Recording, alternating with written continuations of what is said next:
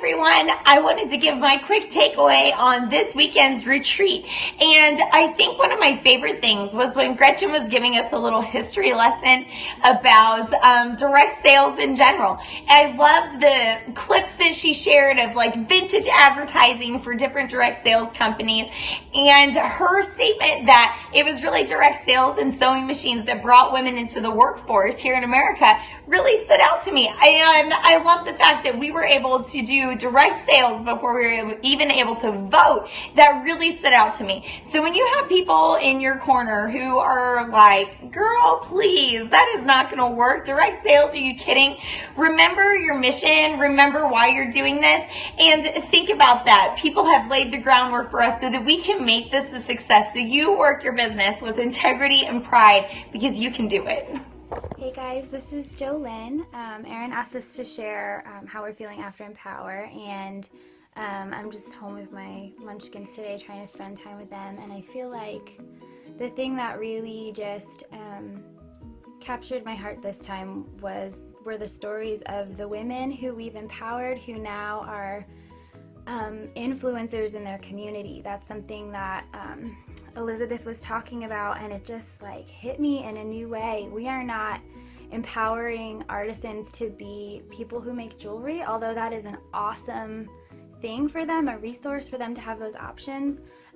But long term, these women are able to take that income and send their babies to school, and the legacy it's creating, and the fact that she shared about Oi, who in Thailand grew up in a community where the moms would go and work in the fields, and so you have an entire community without moms, and that she could have been a businesswoman in the city, but instead she came home to her village and her community and decided to create a way for the mothers to stay home. Like, these are the kinds of women that we partner with.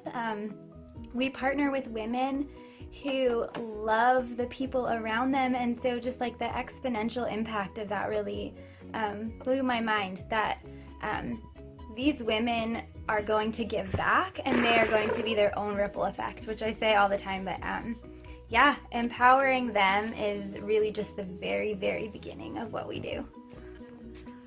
One of the things that really stuck out to me this weekend and rang true was that although we do need to inform people about the obstacles and the struggles that are inherent in the lives of the artisans, we don't need to stay in a place of portraying just the tragedy of it all, the sadness, basically showing them as victims to their circumstances.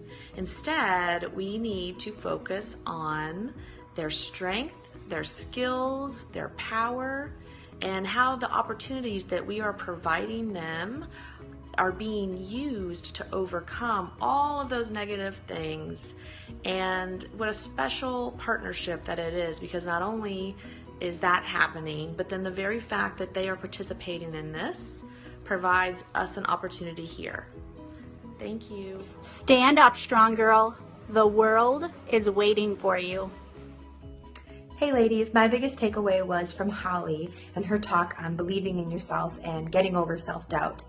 She said that unsuccessful people walk halfway to their goal, and when things get tough, they turn around and they head back and they're done. But successful people get to that same halfway point, and when things get tough, they plow through and they keep going to the end, and they're successful.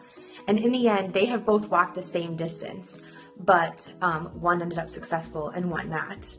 She said, successful people create a path and they stay on it. And she also said, which meant a lot to me, God created you for greatness. Walk in that. Run in it for our artisans. At your parties, show people how what you are doing makes you happy, and show them how fun it is. Woo! Hey ladies, this is Tracy Fountain. I just wanted to share my big takeaway from the amazing Empower weekend that I just got back from later last night. And the one thing that just really hit home with me is when our artisan partners, both from the US and from Pakistan, were sharing and encouraging us to keep going. Because what we're doing is really making a huge impact. I loved seeing the pictures of the women smiling and hearing the testimonies that the work that we are putting in is literally changing the world for these women. And we can get stuck in the desperate, hard stories of the situations they're in, but the other takeaway was that we need to focus on the joy that these artisans are experiencing after they're empowered out of the poverty that they're in. So I just love that I get to grab on to that and not have to work 50 hours a day doing that, but that I can do small things consistently and be persistent with passion. And that's where success is going to come, both for me and my business and our artisan partners. The stories that touched me so much were what Gretchen shared about her experience in Haiti with the baby that was so sick, and the mother that had lost her daughter, and then she lost her granddaughter also. And that was my why when I first started with Trades of Hope, and it hasn't changed. I just thought I could sell jewelry here or there and help some woman somewhere, a woman in Haiti, and it's taken me by so much surprise that I have a team of 56 women now, and I'm not a good leader, and I want to be a better leader. And just hearing the story of Mei Ling also, and the women in the brothels in Asia, make me want to do more. I wake up and I think somebody needs me, and I look over at my kids on this never-ending road trip home from Nashville, and they're right there sleeping perfectly, and they don't need me. I mean, they need me, but I'm there for them. But there's a woman out there that needs me. She needs me to be better at my job, and I'm sorry I'm not good at this. And so I'm going to rise to the challenge. I listened to Holly, and she says they started with no experience. They started Trades of Hope from nothing. So I'm going to start with the women on my team who need me to do better as a leader. I'm going to be accountable in this Chop Wood, Carry Water book club, and I'm going to pass it on to them. I'm going to make a book club for any of them who want to learn along with me as I'm learning to do this. So when they have their team of 56 women with Trades of Hope, and we're multiplying exponentially like Erin and her team have, and I'm no Erin Woods, and I never will be. I'm Karen Redmond, and I'm going to do this for artisans. And I didn't mean to blabber to y'all, but there it is. One voice can change the world. The ornament they gave us with our book, which was so special. I want to be that person. I'm going to read the books. I'm going to show up. I'm going to share with women, and I committed to I'm going to make next retreat for me and my girls, because I was so thrilled to have a team of world changers there with me this year, more than before when one or two went with me, and more than the year before that when just me went. And next year I'm going to spend more time with them and bond with them, and just see where this year goes and how we can all grow together. And hi guys, this is Robin. Erin just asked us to share some of our big takeaways from Empower. And I think for me, my biggest takeaway is that I'm in charge of my own empowerment, and that our artisan partners really, they empower me as much as I empower them. And I think the epitome of this, like the visual that I get when I'm thinking about all this, is Conwell on the very last day of our retreat. At the end, we were doing our dance party, and she got on stage and she spread her arms out and she smiled and she had her hands in the air and she was dancing, just free and empowered. And that's the visual for us. Empowered women empower other women. And I think I've always heard that. I know that it's true, but I don't think for me personally, I actually believed it. And so this weekend I was able to hear from all of our directors, our founders, our artisan partners, and I was just really, just honed in, like, I am empowered. I'm gonna go out and empower others, and they're empowering me in return. It's really a beautiful, dignified partnership. Sisters, Melanie Sanukian here, just waking up on the West Coast and getting my world together.